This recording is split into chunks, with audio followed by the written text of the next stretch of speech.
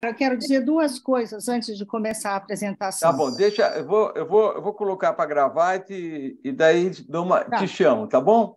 Tá bom. Wagner, dá um tempo, ela quer falar duas coisas antes, camarada. Ah, você quer falar antes de começar ou você quer já falar gravando? Tanto faz, tanto faz. Tanto faz? Então fala gravando.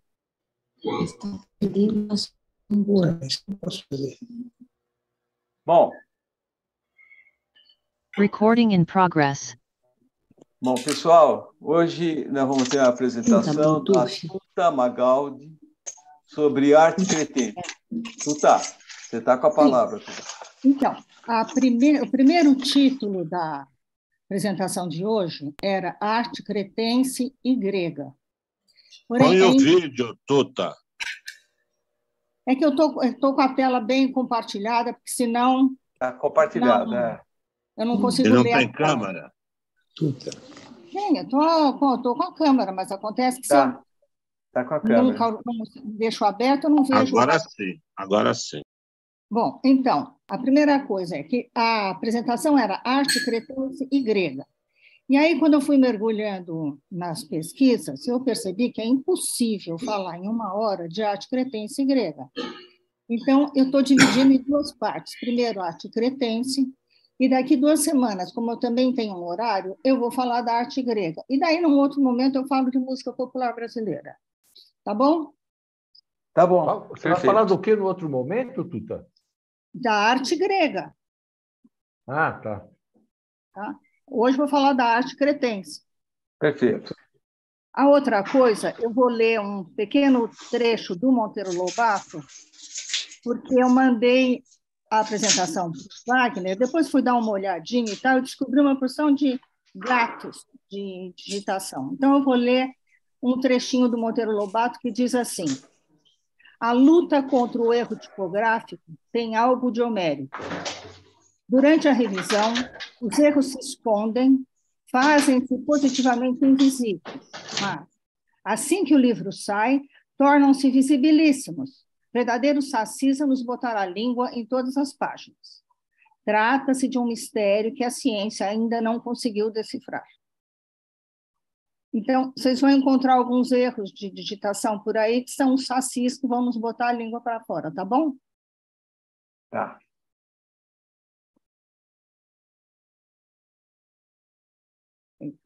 Bom, primeiro, eu vou falar um pouco de história.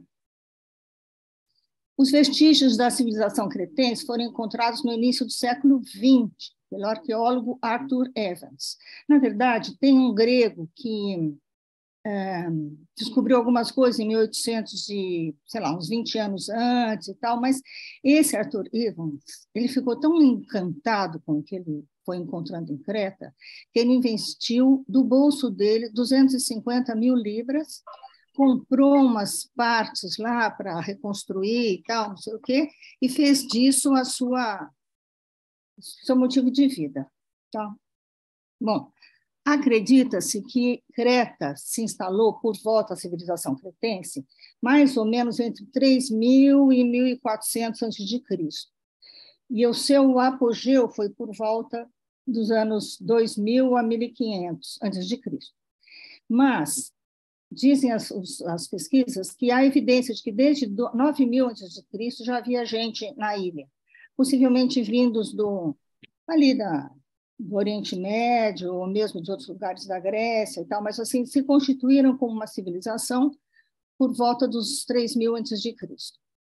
Essa data foi estabelecida pelos historiadores como um marco dessa civilização e foi quando houve a introdução do bronze em Creta. Eles não sabem explicar como que o bronze chegou lá, como é esse caminho histórico, mas eles acham que a partir da chegada do bronze em Creta, a civilização se desabrochou. Né? A civilização também ficou conhecida como minoica, em referência ao lendário rei Minos, que habitava em Creta, morava em Creta. Né? Bem, os cretenses cultivavam basicamente oliva, grãos, frutas, figo principalmente, tinha uma criação boa bovina e eles comercializavam o excedente do que eles produziam, né? Foi uma civilização muito comerciante, vamos dizer assim, porque eles tinham esse poder da comercialização e o domínio do mar muito grande, né? Eles, além dessa produção, eles comercializavam tecidos, cerâmica, joias e coisas que eles produziam que eram muito bonitas, e era assim, uma arte primorosa que fazia sucesso nos mercados onde eles iam. Eles dominavam o mar Egeu, e tem registros que eles tiveram no Egito, enfim, vários pontos ali do mar Egeu, eles mandavam ver, né? E outra coisa que também se pensa é que eles não eram muito bélicos, porque as construções deles não eram fortificadas, não tinham os palácios com fortalezas e tal, né? Eles tinham alguns observatórios no meio da ilha, assim, um certo, como é que chama isso? Enfim, uma torre de observação, mas os seus palácios não eram fortificados, então pensa-se que eles não eram muito bélicos, né?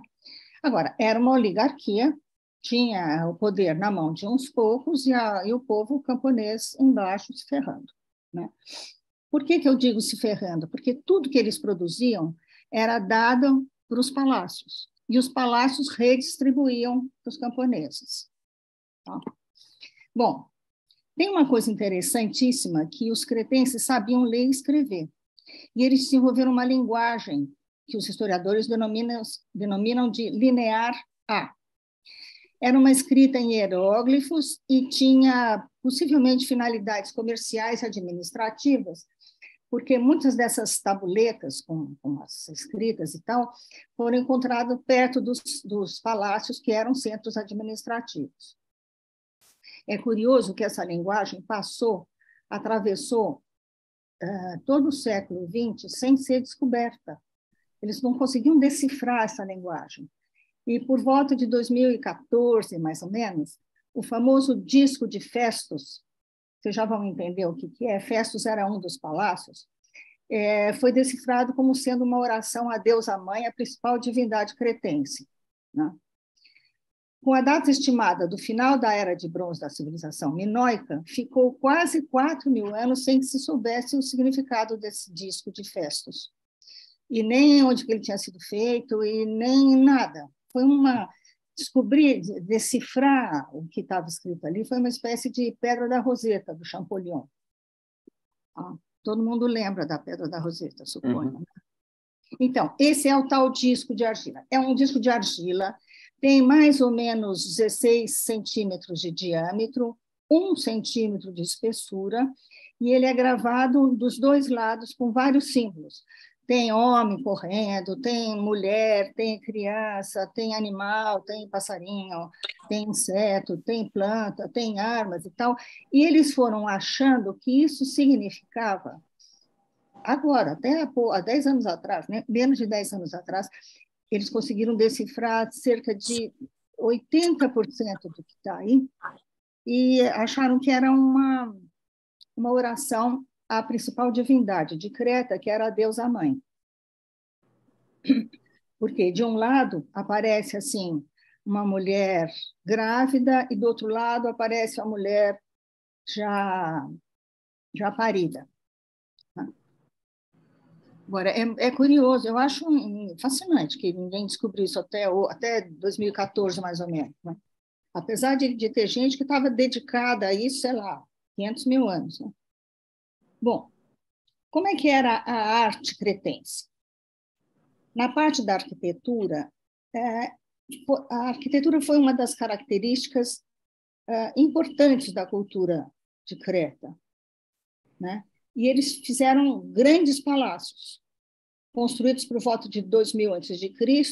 e localizados em 4 pontos da ilha: em Knossos, Festus, Malha e Zacro. Mais ou menos, era assim, vamos dizer, grosseiramente, os 4 pontos principais, 2 na ponta e 2 no meio da ilha, né? Eles eram palácios enormes, e funcionavam como um ponto de aglutinação das populações, que ficava ali ao redor do palácio, já que esses palácios eram um centro administrativo, um centro religioso, um centro do comércio e tal. Então, havia algumas vilas ao redor dos palácios, né? E é curioso que esses palácios eles eram independentes entre si, eram, vamos dizer, 4 cidades, mas não como na Grécia, eles não eram rivais. Eram cidades que se ajudavam, se fosse preciso, que tinham uma ligação, uma comunicação entre eles, e não tinha rivalidade nesses 4 pontos, né?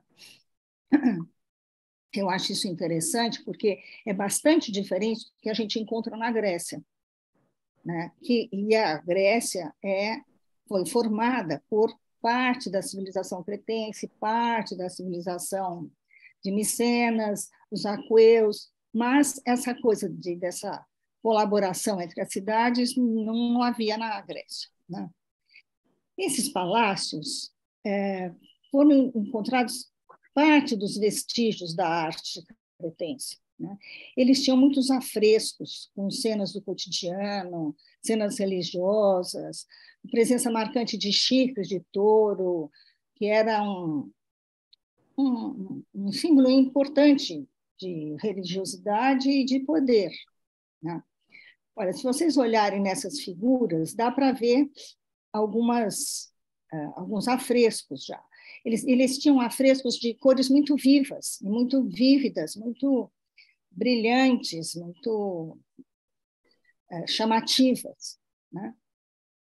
Esses palácios foram construídos com diversos materiais, tijolo, pedra, barro, e eram construções muito complexas. Eles tinham um pátio central e tinham muitas escadarias, tinham uns jardins aqui e ali no meio, tinham salas para cultos religiosos, e junto desses palácios eles também tinham casas acopladas, vamos dizer assim, enormes, mas eram super divididas em cômodos pequenos. Nos palácios morava a realeza e tal, não sei o quê. O pessoal trabalhava na administração, alguns comerciantes e algumas pessoas da população um pouco diferenciadas dos camponeses. Tinha, assim, 300 pessoas, 400 pessoas que moravam nesses palácios. Dos palácios existentes, que é o principal, aqui, ó, o principal é esse, é o Palácio de Knossos, e foi basicamente o único que ficou um pouco de pé. Os outros 3 palácios, que como é que é? Maila, Festus e Zacro, eles estão no chão. Eles foram reconstruindo a planta e tal, mas a gente não vê o que tinha dentro deles. Mas esse é um palácio que a gente conhece bem. Esse é um palácio do rei Minos. E é um palácio tão enorme, tão cheio de salas e salinhas e quartos e não sei o quê, em todos os andares, inclusive no subsolo, que possivelmente essa ideia do labirinto do Minotauro tem a ver também com esse tipo de construção, né? E o Minotauro foi uma figura super importante na cultura cretense, né? Ele era enorme, enfim, que eu falei, pode ter dado origem ao mito do labirinto do Minotauro. Esse mito foi representado inúmeras vezes por artistas do mundo inteiro, em todo o tempo de lá para cá, vamos dizer, 3.000 anos, né? Então, Picasso falou muito do Minotauro, tem várias pinturas, ele tinha uma ligação com esse Minotauro. William Blake faz uma ilustração do Inferno de Dante e põe o Minotauro. Mesmo na arte grega, o Minotauro aparece. Esse escultor, Jean-Etienne Remey, tem essa escultura no Jardim das Tulherias, em Paris. E o que eu acho bastante interessante é porque este mito, não sei se vocês conhecem o mito do Minotauro, Minotauro era filho de Zeus com Europa. Europa era uma moça muito bonita, da Fenícia, e que Zeus ficou muito encantado por ela. E o que ele fez? Ele se transformou num touro muito bonito, muito sedutor, e raptou a Europa, porque ele queria muito ficar com ela. E acabou conseguindo, né? Ficou com ela e tiveram 3 filhos. Desses 3 filhos, um deles era o Minos. E os 3 filhos iam disputar quem é que ia ficar com o palácio de Cnossos. Quando eles tinham lá, no meio da adolescência e tal, os pais disseram, bom, agora vocês têm que saber quem é que vai ficar aqui dirigindo esse palácio. E daí, o Minos faz um pedido para Poseidon de ajudar ele a conseguir este lugar e promete que, se o Poseidon mandar um touro bem bonito para ele, ele sacrifica para Poseidon, e aí a própria população vai ver que ele tem proteção desse deus, que é importante, porque, bom, Poseidon é o deus do mar, e como a Creta é uma ilha, era importante ter a proteção de Poseidon. Poseidon faz isso, manda um touro belíssimo. Alguns lugares dizem que o touro era branco, lindo, maravilhoso, grande, enfim. O Minos, quando vê esse touro, fica siderado e diz, não, eu não posso sacrificar esse touro vai melhorar o meu rebanho. Eu vou sacrificar outro, acho que o Poseidon não vai nem perceber. Pegou e sacrificou outro touro.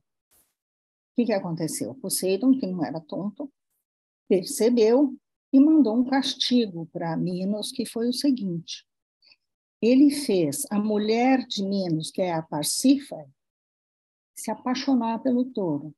Se apaixonar amorosa e sexualmente, perdidamente apaixonada pelo touro. Então, ela ficava atrás do touro, ia com seu manto, com essas roupas de rainha, andando pelo pasto, atrás do touro, que não dava nenhuma bola para ela. E quando ele se engraçava com alguma novilha, ela mandava matar essa novilha. Bom, tantas elas fez que um dia ela chamou Dédalus, que era um arquiteto importante que morava na ilha, e pediu para ele construir uma vaca bem bonita que pudesse encantar esse touro. Então, ele faz isso, e ela entra dentro dessa vaca, e é uma vaca de vime, coberta com pele de boi, sei lá, e ela vai e consegue seduzir o touro e transa com o touro. E aí nasce o Minotauro. Quando nasce o Minotauro, o Minos fica profundamente entristecido e profundamente humilhado. Então, o que ele faz? Ele constrói, chama o Dédalus de novo, e manda o Dédalus construir, assim diz o mito, né? Construir um labirinto onde ele botou esse Minotauro. E esse Minotauro, paralelamente a isso, havia um dos filhos de Minos, tinha ido participar de jogos na Grécia, e lutar, e não sei o que, e acabou sendo morto lá na Grécia. Então, Minos chamou os gregos e disse, é o seguinte, agora então vocês têm uma dívida comigo. Então, eu quero que vocês mandem de 9 em 9 anos 7 jovens homens e 7 jovens mulheres para o Minotauro, que o Minotauro comia carne humana. O Minotauro e o labirinto funcionavam também como uma espécie de prisão. O cara que não ia bem na ilha, ele botava para dentro do labirinto e o Minotauro dava conta. Bem, Eu não vou contar tudo, porque é muito comprido, porque aí entra também o Teseu, né? O Teseu que tem uma história mais comprida, um dia eu posso contar, porque eu gosto muito de mitologia grega.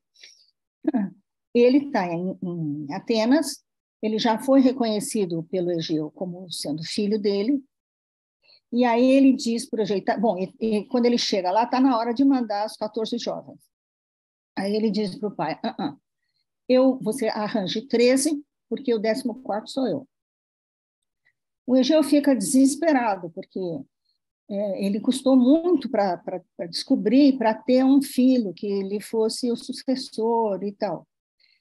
E aí ele diz, bom, tá bom, eu sei que eu não vou conseguir demover você, então você vai lá, mas vamos combinar o seguinte, você vai com um navio com as velas pretas, como sempre foi, mas eu vou dar um conjunto de velas brancas, se você tiver sucesso, eu já vou ver de longe que você não foi morto. E aí o Teseu diz, não, fica sossegado, eu vou de boa, vou matar esse minotauro, etc, etc. E partem para Creta. E quando eles chegam lá, a Ariadne, que era uma filha do Minos, ao ver Teseu, que era um guapo rapaz, se apaixona perdidamente por ele. E o Teseu também gosta da Ariadne e tal. Então, a Ariadne diz para ele assim, eu vou te ajudar a pegar o Minotauro. E aí, ela arranja um novelinho de linha, amarra na cintura do Minotauro, do Teseu, e o Teseu vai entrando dentro do labirinto e vai deixando, que nem Joãozinho e Maria, que deixava um pedacinho de pão, o fio vai ficando, né? O fio está preso na entrada e vai ficando, vai marcando o caminho. Ela também arranjou uma espada para o Teseu, e aí ele entra, e ele, por fim, então, vai lá e mata o Minotauro, e consegue sair de boa. E tal. Bem, nessa noite, ou na noite, enfim, não sei se na anterior, antes dele matar ou depois que ele matou, ele se deita com Ariadne, e ele está gostando bastante dela, mas ele tem um sonho. Ele tem um sonho que é o seguinte, cai fora da ilha agora, porque Poseidon não gostou dessa traição que você fez. Como é que você trai o Minos, que tinha uma certa proteção dele e tal, então cai fora. E aí ele levanta e vai embora. E quando a Ariadne acorda, ela vê o navio já se distanciando do porto. Aí ela fica enlouquecida e, na verdade, eu pulei um pedacinho. Eles saíram da ilha de Creta e pararam na ilha de Naxos. A ilha de Naxos é a ilha do Dionísio. E aí lá eles dormiram na praia, tal, e daí ele vai embora e a Ariadne fica ali. Mas ele vai embora com tanta pressa, com tanta dificuldade, com o coração partido e tal, não sei o quê, que ele se esquece de trocar as velas de pretas para brancas.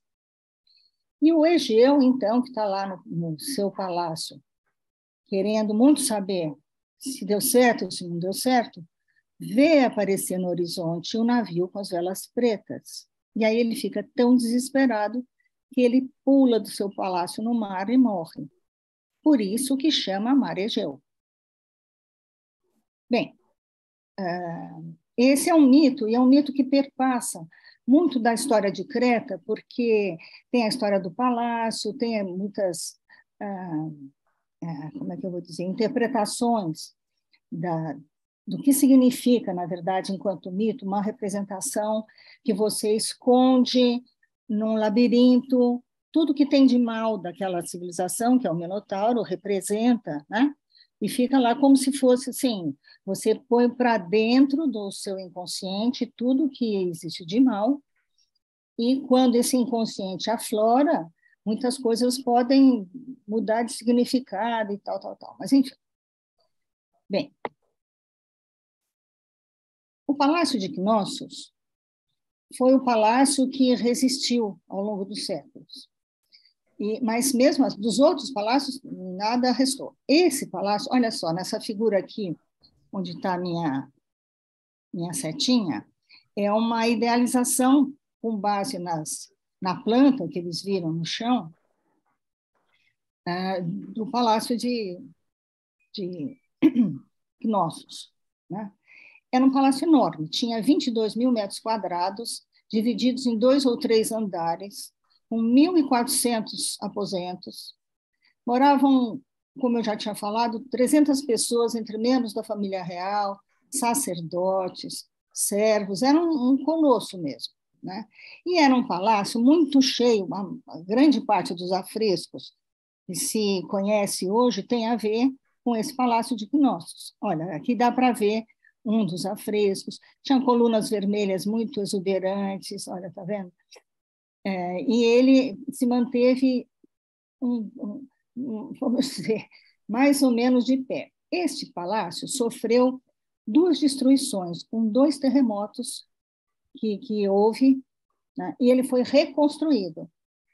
Então, essa já é uma reconstrução, é uma ruína da reconstrução que foi feita. E eu descobri uma coisa também que eu achei muito interessante, que é assim, nas muralhas do palácio, tinha esse machado duplo aqui, tá vendo? E esse machado duplo chamava-se Lavres. E pode ser que esse palácio tenha sido chamado de Lavrintos, ou seja, o lugar dos lavres. E Lavrintos vai dar facilmente em labirinto. Então, juntando Minos, juntando a história dele, juntando Minotauro, não sei o quê, eu acho que vai formando assim um caldinho para que este mito se concretize, se faça redondo como um mito, né? Bom, os outros palácios, que foram Zacros, Malha e Festos, como vocês veem, eles estão muito detonados, né? Mas eles conseguiram reconstruir mais ou menos as plantas de como eram esses palácios. A literatura fala que a construção desses palácios foi uma construção muito complexa, porque tinha muitas escadas, porque tinha muitos cômodos em situação assim pouco convencional, e tinha assim, como é que chama? Pequenos lugares para reuniões religiosas, tinha uns pátios lá por dentro deles. Então, eram construções muito sofisticadas mesmo, né? Então, mas antes de entrar nos afrescos, então, mostra que o domínio da arquitetura por conta desses cretenses era bastante interessante, né? Eles usavam pedra, usavam tijolo, usavam barro para fazer essas construções. Esses palácios, eles eram decorados com magníficas pinturas a fresco, que representavam animais selvagens e domésticos, principalmente o touro, figuras humanas em cenas como festas, casamentos, colheita, também figuras geométricas, com muitas cores e muito exuberante, né? Eles apresentavam um certo grau de estilização egípcia, assim, para desenhar uma figura humana, por exemplo, mas a representação cretense ou minoica também se chamam, eu não sei se eu já falei, também se chama civilização minoica por conta de Minos mesmo, tá? Destaca-se pelo naturalismo, pelo realismo, ou seja, eles representavam com bastante fidedignidade essas figuras, peixes, plantas, insetos e tal, mas tinha muito movimento nos desenhos deles. Possivelmente porque moravam todos ali perto do mar, então tinha essa ideia do movimento da onda. Então, isso aparece muito nos afrescos, né? O que não aparece na arte egípcia, por exemplo, né? E os temas marítimos eram bastante frequentes. Olha só que beleza os afrescos, né? Eu fiquei encantada. Esses peixinhos, essas mulheres, essas cenas aqui assim do cotidiano, você vê, tem uma certa semelhança com os egípcios, porque eles representam as figuras de perfil, praticamente não tem figura de frente, de frente, mas eles são muito mais sofisticados na representação do que os egípcios, né? Muito mais bonito, eu acho, né? Esse aqui é o chamado grifone, que é um animal que tem cabeça de águia, corpo de leão e cauda de serpente. E eram animais que representavam os três mundos, o ar, a terra e o mundo subterrâneo. E as três virtudes de um rei, a visão, a força, a inteligência.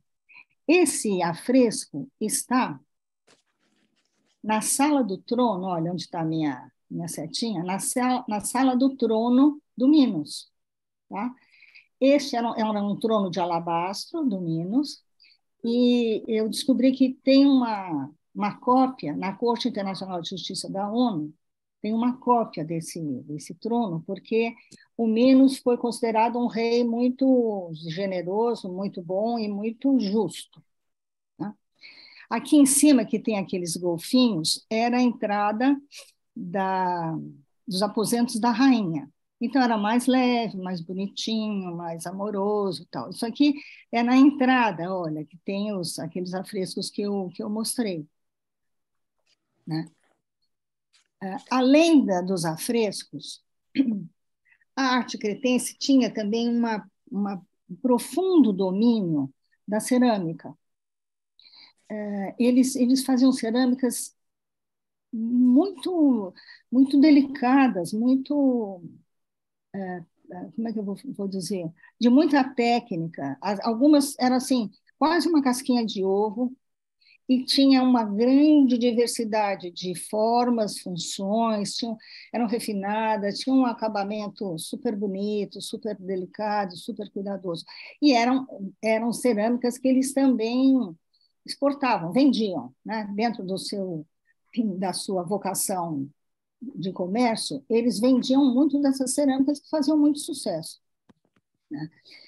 Tinham cerâmicas com pinturas geométricas simples, e tinha muitas obras que eram imagens do cotidiano, motivos florais, animais domésticos, sempre com uma representação mais próxima do real. Não tinha assim interpretação das coisas, tinha assim uma tentativa de cópia do real. Né? E muitos animais marítimos. Olha só que eu achei uma beleza isso aqui. Olha só os desenhos deles. Isso aqui é um polvo, né? Aqui é um desenho geométrico. As formas muito particulares, né? Aqui uma espécie de vasos grandes onde eles guardavam mantimentos, guardavam a produção dos camponeses, né? Ficavam nos palácios guardadas nesses vasos enormes, né? Olha só que beleza. Bom, eu achei, né? Aqui mais um polvo, tem peixes, tem aqui mais... Eles gostavam de polvo, tá vendo? Aqui tem um pássaro meio peixe, aqui tem uma ânfora também bastante elaborada. Não era só uma coisa da praticidade, né? Tinha assim uma elaboração nos bicos, no jeito de pegar. Então, tinha uma dedicação na execução dessas cerâmicas que não era só pragmáticas, elas eram postas nessas produções um viés artístico bastante forte. Né? Então, esse aqui também, cheio dessas coisinhas espinhosas, eles me pareceram muito inventivos, né? Muito inventivos. E isso no que foi achado, né? Vai saber. É de se supor que o resto das cerâmicas sejam semelhantes a estas. Mas, como uma civilização muito antiga e que foi descoberta há muito pouco tempo, pode ser que também tenha sofrido muitas avarias. Até porque ali é uma zona que tem uma ilha chamada Santorini ali perto, que tem um vulcão Terra. E esse vulcão pode ter soterrado muitas coisas da Ilha de Creta, né? Bom, eles também faziam esculturas, faziam joias. Eles eram danados, sabe? Ele tinha entalhes de pedras preciosas, eles tinham trabalhos em metal, e isso aqui também era comercializado. Olha, aqui são pulseiras, aqui são colar, aqui, sei lá, talvez um broche. Olha só que lindo esse colar. Eu queria um colar desse para mim. Se alguém for para Creta, pode trazer. Quem aqui é? Isso aqui é uma representação da deusa mãe. Eu vou chegar lá. Aqui, um pouquinho antes desse aprimoramento que eles vão mostrando aqui, eles chamam de proto-arte, né? Mas já tem aqui uma aproximação grande com o domínio dos metais, né? Isso aqui eram alianças, né? Bem, a religião, eles possuíam uma religião politeísta. As principais divindades eram figuras femininas ligadas principalmente à fertilidade. Portanto, pode-se dizer que era uma religião matriarcal. Os homens trabalhavam bastante, e interessante que as mulheres elas tinham um valor na civilização cretense diferente do que as mulheres tinham em outras civilizações antigas. Possivelmente porque a figura da deusa principal, que era a deusa mãe, potencializava muito essa valorização do feminino, né? Então, elas também participavam da organização política, da organização pública, elas tinham uma igualdade com os homens bastante maior do que a gente viu em outras civilizações da antiguidade, né?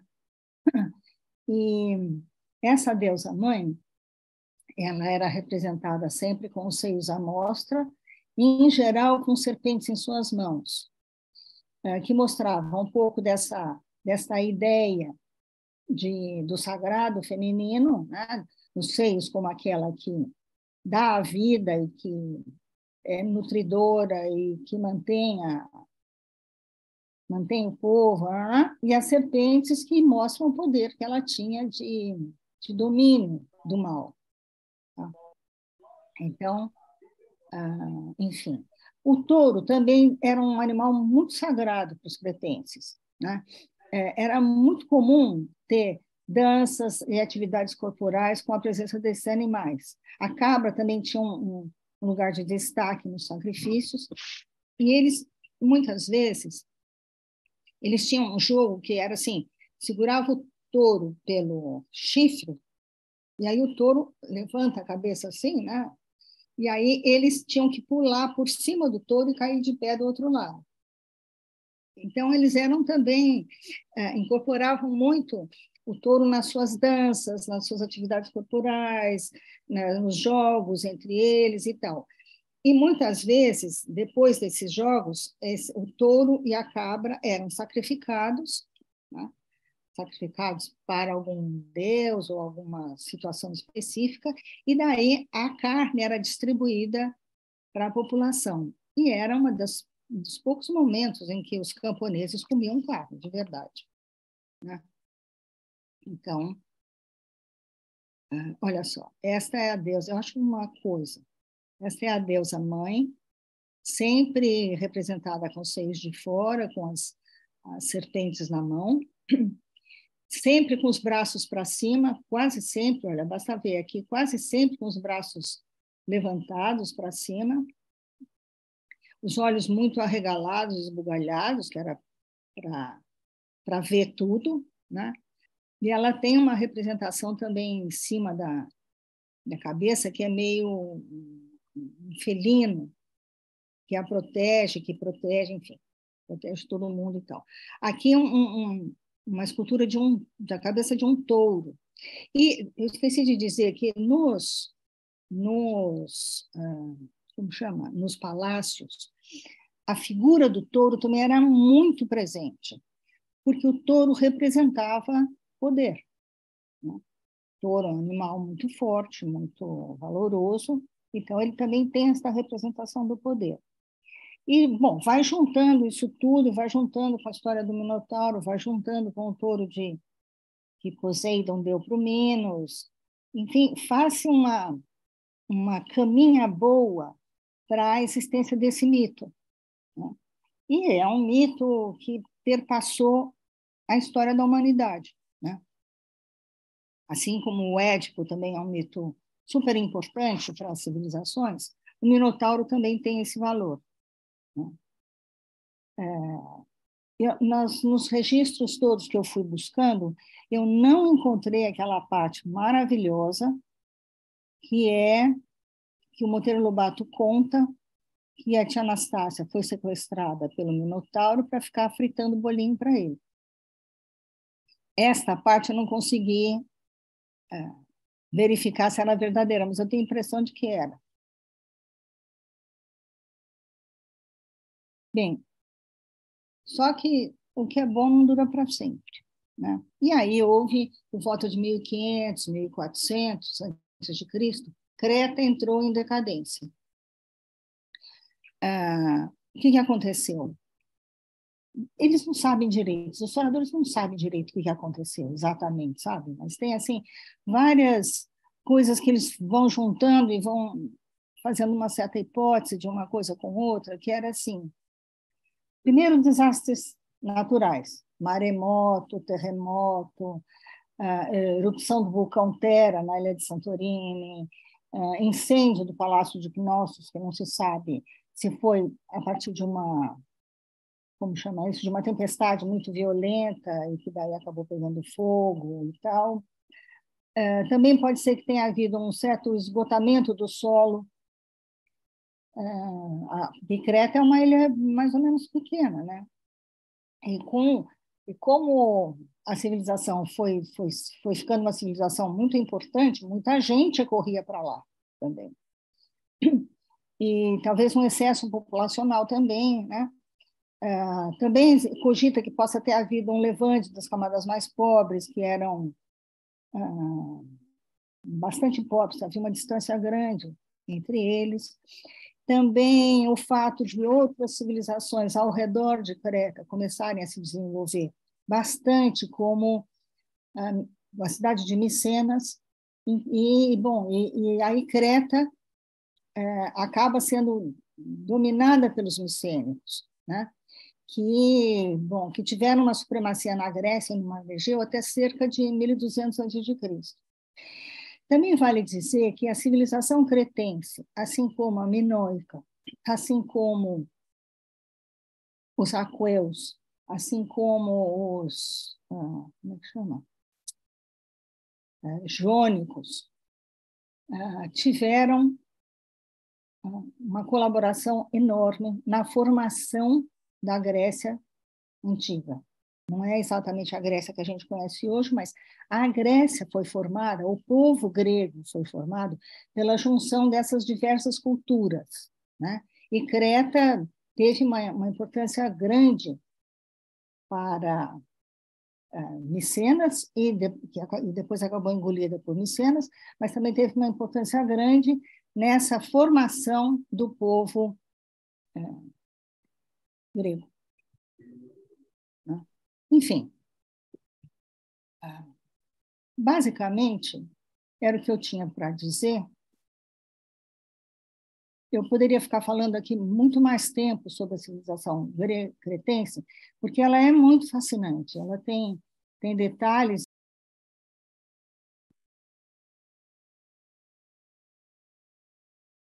Tuta, você pode dá para você colocar o som? Perdeu o som aí. Sim. Perfeito. Então, eu não quis avançar muito, apesar de você poder ficar mostrando coisas de Creta que eram muito interessantes. É muito interessante. Nossa, eu não sabia, meus parcos conhecimentos não me... Ué, por quê? Você cortou meu vídeo? Põe o vídeo de novo. Eu estou tentando parar com a apresentação para entrar todo mundo. e eu fiz essa besteira. Então, Aqui diz peço. assim, diz que eu não posso iniciar o vídeo. Bom, eu vou falando.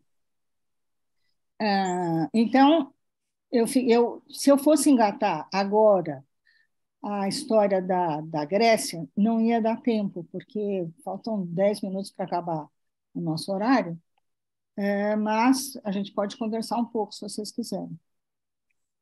Achei excelente, Tuta. Gostou? Realmente é muita coisa, muito material para dar numa apresentação só. Achei legal a tua ideia de separar em dois, foi ótimo. Muito bom.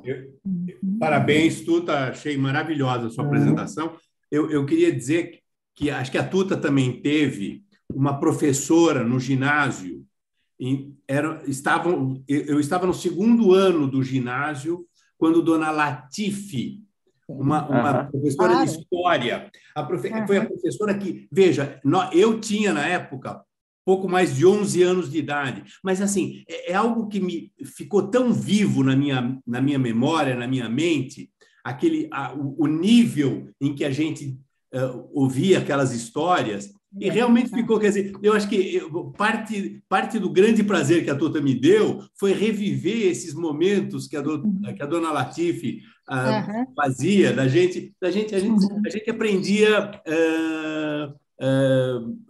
sobre a Grécia, sobre a Grécia, sobre a Mesopotâmia, sobre tudo. Nabucodonosor. Era uma professora excepcional. Você sabe que quando os meus filhos estavam enfim, o que era equivalente ao nosso ginásio, no fundamental, numa reunião de professores lá, eu disse, escuta, eles não vão aprender sobre assírios e caldeus? E aí eles disseram, não, o programa agora é outro. Eu disse, mas, gente, se você não aprende o código de Hammurabi, se você não entende o que aconteceu ali no Tigre e Eufrates, como é que você vai continuar? Né? Era a alma da Dona Latife em você, né? Foi realmente um privilégio ter cursado Fernão naquela época. Realmente era demais. Não me fale. Se você junta a história e geografia que nós tivemos, o português que nós tivemos, não tem para ninguém. Realmente. Não tem para ninguém. Parabéns, Tuta. Obrigado pela reapresentação. Um dia eu falo sobre os assírios e caldeus, tá bom? Tá ótimo, tá ótimo. Roberto. Muito bom. Roberto, você está sem som. Está sem som, Roberto. Primeira coisa, Tuta, eu queria te parabenizar. Bom, essa matéria eu acho fantástica também. Eu acho que eu gosto tanto quanto vocês aí, tá certo? E queria só lembrar duas coisas. Uma, é por causa do tempo que não deu para você comentar do Ícaro e do Dédalo, que foram os dois camaradas. Então, conta. Então, o Ícaro acabou indo parar lá naquela ilha, na ilha de Creta, e lá ele foi ficando. Ele não tinha meios para sair de lá, mas ele, a uma certa altura, ele ficou meio cheio do Minos e resolveu que ele queria ir embora. Como ele não tinha como sair de Creta, porque ele não tinha meios, e quem controlava todo o porto, tal, eram as oligarquias, ele resolveu construir uma asa. E aí ele foi catando pela ilha várias penas das aves que por lá viviam e foi construindo com cera de abelha, ele construiu uma asa. Isso foi o Dédalus. O Ícaro era filho do Dédalus. E o Ícaro não ia ser deixado na ilha. Então, o Dédalus fez dois pares de asas. Bom, ficaram prontas, eles testaram, viram que dava certo e resolveram ir embora.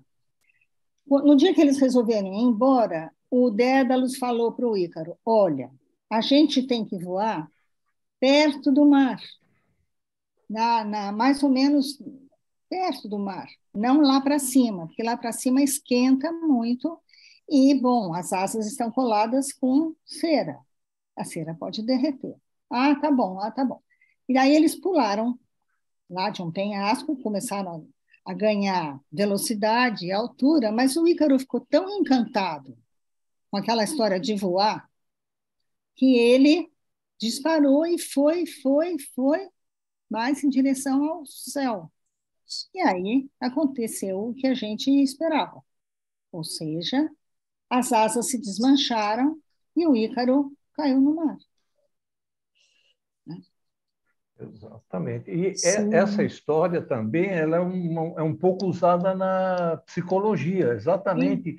Muito da mitologia grega e cretense, no caso, elas foram usadas muito na psicologia depois. O Freud era uma pessoa muito culta, né? E estudou bastante a história grega, né? Claro. Se aproveitou mesmo, né? É isso aí. E Tuta, eu só queria fazer mais um comentário, isso para cutucar um pouco o Ivan, que está quieto aí. Também na ilha de Creta tem uma cidade chamada Cândia, e tem uma uva famosa que é a malvasia de Cândia, que na época, mais tarde, por volta de 1300, 1400, quando os venezianos passaram a dominar Creta, eles levaram essa uva lá para o norte da Itália, e até hoje se faz o vinho malvasia de Cândia. Cândia é uma cidade lá de Creta. Talvez o Ivan possa confirmar isso. Roberto, primeiro agradecer aí a Tuta, adorei a palestra. Eu poderia ficar falando 1 hora sobre o vinho na civilização grega, mas impressionante a minha falha de cultura ao não saber praticamente nada sobre a cultura enológica aí de Creta, né? Os gregos tinham uma cultura que eu já apresentei um pouquinho para vocês aqui, mas poderia ficar falando muito tempo. Esses vasos aí que a Tuta mostrou, na verdade, cada um deles tinha uma especialidade, né? Alguns eram para água, outros eram para vinho, outros eram para cereais, outros eram para misturar. Eu acho que eu até tenho um slide, depois eu procuro, onde mostra a especialidade de cada vaso desse. Infelizmente, da cultura etrusca, que já tivemos a apresentação aqui do Roberto, se sabe pouco sobre a cultura enológica deles, e sobre a cultura cretense, eu ia até fazer essa pergunta, mas assim, eu fiquei com medo assim, de falar, puxa vida, se eu não sei nada, a Tuta também não vai saber, porque, embora ela saiba sobre cultura cretense, mas a cultura de vinho deles não é muito comentada, né?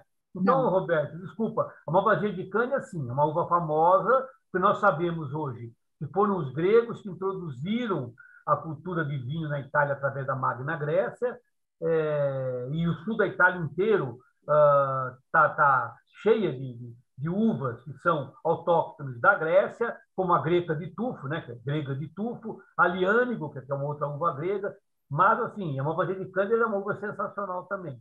Mas eu não saberia falar nada sobre a cultura enológica cretense. Ivan, muito obrigado pela informação. Olha, mas como eu sou do norte, viu? Como eu sou do norte da Itália, às vezes que eu fui à Itália, eu tomei muito malvasia lá na região de Veneza, da Magna Padova, aquela região toda. O pessoal bebe bastante, é um vinho branco e é a tal da malvasia, né? E eu ouvi dizer, não sei se é porque o pessoal quer se fazer, que teriam sido os venezianos que, na época em que dominaram Creta, levaram essa tal de uva lá para o norte da Itália. Tá? Pode ser, Roberto, mas a malvasia, sem dúvida, é uma uva grega, né? Tanto que você tem a malvasia dela, Lipari.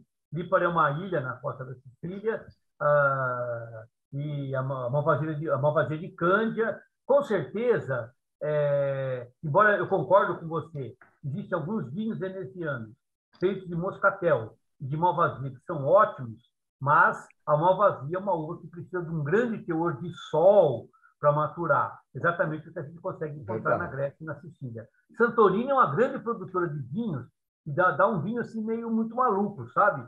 É um vinho de uma uva branca chamada georgítico, que tem aroma de vulcão na boca, no nariz. É uma uva muito estranha. Quem tomou, tomou. Quem não tomou, não deve tomar. Né? Vamos lá. Mas vale a pena a gente... Roberto, vamos deixar agora... Tem tempo sobre uva grega. Três pessoas aqui que levantaram a mão. Jaqueline, primeiro, depois o Júlio, depois o Arthur. Vai lá, Jaqueline. Sem som, Tá sem Jaqueline. som. Sem som. Eu queria, naturalmente, parabenizar a Tuta pela apresentação. Eu cheguei atrasada, mas maravilhosa. E eu queria saber se é possível você fazer uma bibliografia, alguma coisa para a gente poder ler um pouco do que você investigou e tal. Você podia fazer uma bibliografia para a gente. Posso. Seria legal para ler também e para viajar também pela... Meu pai tinha uma coleção importante de arte do Esquirrat, que é uma coleção francesa de história da arte, né? E eu bebi muito lá. E as imagens eu fui buscando na internet, né? Sim. Mas eu passo, enfim, assim, eu passo o que eu consultei, eu passo. É legal, porque aí a gente também vai vendo. Obrigada. Júlio. Tá sem som, Júlio. Tá sem som. Agora, é isso. Tem som? Tá, ok. Agora tá. Adorei, muito bom. Eu nem me apresentei ao grupo, estou gostando muito. Não participo muito porque estou chegando. Agora, eu queria levantar um ponto que achei interessante, que é a influência da erupção do vulcão de Santorini, o vulcão Terra, que ali tem um caldo de conversa fortíssimo, né? Porque quando você visita lá, tem esse folclore, né? A gente não sabe até que ponto isso é história de fato, mas que ali era Atlântida, né? Atlântida era o miolo do vulcão, enfim. E ali tinha toda uma civilização, uma história. Tá? E a explosão do vulcão a erupção, teria batido também com aquelas pragas do Egito, que choveu fogo do céu, enfim. Então, fica aí uma sugestão para quem tiver esse caldo aí, ele é maravilhoso. É isso. Obrigado. Eu gosto de fato. É muito bom. De fato, essa ideia de que talvez tivesse sido Atlântida lá e tal, é verdade, isso aparece na literatura, sim. Legal. O Júlio é filho da Diná, que fez a apresentação. Me lembrei dele. Bom, Arthur. Eu só queria contribuir um pouquinho com uma informação, que é o fato de que o Teatro São Pedro está apresentando uma série de oito apresentações da ópera de Richard Strauss, Ariadne de Naxos, que aqui foi traduzida para Ariadne em Naxos. Mas é uma ópera interessante, musicalmente complicadinha, mas tem tudo a ver com a apresentação da Tuta. Então, depois de amanhã tem a terceira apresentação de uma série de 8. Sim. Enjoy. Legal. Muito bom. Ok. Não, Wagner. Fala. Eu só queria fazer um lembrete, convidar todo mundo para a próxima apresentação da próxima segunda-feira, onde eu pretendo desvendar o segredo para a Jaqueline ficar sabendo. Ok? Eu venho fazendo algum suspense durante a semana, mas eu prometo que tudo que eu fiz de suspense durante a semana eu vou tentar explicar. Tá certo? Então, todo mundo que puder participar está convidado. Tá legal? Só eu que fiquei curiosa, ninguém mais. Eu sei, só você se manifestou. Eu vou falar exclusivamente para você. Ai. Olha, por sinal, tem algumas pessoas aqui que estão participando que ainda não fazem parte do grupo de Arte de Encontro. Então, quem gostaria de fazer parte do grupo, só coloca aí no chat e daí eu mando um link de invite para poder entrar no grupo, tá bom? Maria Eugênia, vamos lá. Primeiro, eu queria dar parabéns para a Tuta. Desculpa, estou sem voz, mas gostei demais, Tuta. Depois eu queria te perguntar se por acaso você leu o livro O Egípcio, do Mircea Valtari, que tem uma parte muito grande passada em Creta. Eu li há muitos anos atrás. Eu precisaria reler. Eu li quando eu era mocinha, mas eu me lembro que tinha uma grande parte passada em Creta, que ele conhece uma moça que vai ser levada para as danças com o touro, para ser sacrificada. Daí eles entram no labirinto e tudo mais. Né? Eu me lembrei agora, você contando, veio a minha memória, mas faz tantos anos que eu li também. Olha, desculpa falar outra vez, mas acontece o seguinte, o Mircea Valtari é nota 100. Os livros dele todos os livros dele são maravilhosos. Então, quem puder ler esse egípcio, vale a pena, não precisa ser mocinho nem mocinha, pode ser velhinho ou velhinha. Olha, realmente vale muito a pena todos os livros dele, são maravilhosos. Eu só li esse e o Etrusco, Roberto. Eu li o egípcio todos. E o Etrusco. Olha, ele tem em versão, espanhol, português, italiano, ele tem, eu acredito que por volta de 10 livros. Todos eles, sem exceção, são maravilhosos. Todos nós, Roberto, eu acho, recomendo que leiam. Mesmo? O que ele é? Ele era historiador mesmo?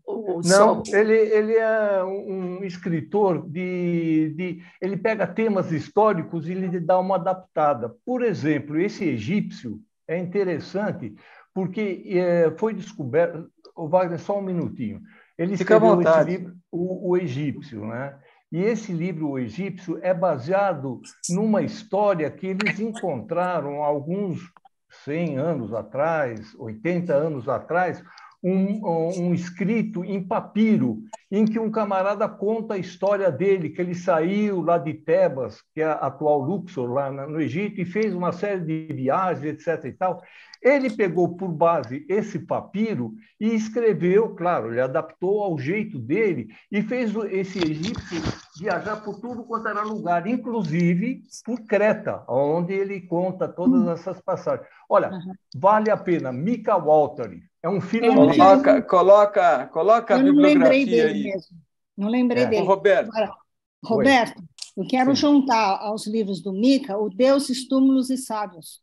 É do C.W. Serram, esse daí. Mas esse aí já é um historiador. Também é magnífico, é muito bacana esse livro também. Eu coloco sim no grupo, Wagner. Isso, coloca os dois. Muito bom. Ok. Tuta, parabéns, Tuta. Adorei essa aula. Cadê o Ari? Aula magna. Excelente. Oi, olha. Fantástica. Fantástico. Uma viagem aos velhos tempos de ginásio mesmo. Cadê o Ari? O Ari? Ele tá lá no escritório. O Ari é o Herbert Richards. Está gravando. Não atrapalha o Ari, porque ele está lavando a louça agora. Agora é para poder lavar a louça. Por favor, não me faça falar isso em público. Eu posso fazer uma pergunta? Eu queria fazer uma pergunta para o Ricardo. O Ricardo Toledo Silva. É uma pergunta bastante pessoal. Ricardo, você é o pai da Gá? Sou, claro. Bom, casado claro não, mas sou. Casado com a Nancy? Sim, eu próprio. Tá bom. Eu sou mãe do Ivo e fui colega da Nancy. Eu sei, você é mãe... Sim, eu sei. Inclusive, o Ivo foi meu aluno. Pois é, eu sei. Ele foi colega da Carla Graciela. Tá bem. Ele está com um escritório com alguns colegas da FAO. Ele é o craque, filho dela. Ele vai indo bastante nele. Eles não ganham dinheiro, mas eles vão muito bem. Isso é a vida do arquiteto. Pois é. E como eu tenho um filho arquiteto e outro músico, eu estou um pouco... Por sinal, a Tuta vai fazer uma outra apresentação daqui algumas 2, 3 semanas sobre um passeio pela MPB. Ela e o filho, que é músico. Legal. Como o Marcos tem uma apresentação no dia 3, que estava marcada, Eu vou usar o dia 3 para falar da arte grega. Depois a gente marca. Tá bom. Então a gente marca outra, tá bom. Isso. Ok. Tá legal. Perfeito. Obrigada, Tuta. Foi ótimo. Muito bom mesmo. Adorei. Aprendi muito, Tuta. Obrigado, viu? Tchau, tchau. Muito bom. Ok, pessoal. Parabéns, Tuta. Gostei muito também. Wagner, posso conversar um minutinho com você, Wagner, depois da apresentação? Sim, claro. A gente se fala, eu te ligo aí. Um abraço a todos. Pessoal. Boa noite. Um abraço. Obrigado. Parabéns. Boa noite. Tchau. Até a próxima. Tchau. Tchau. Record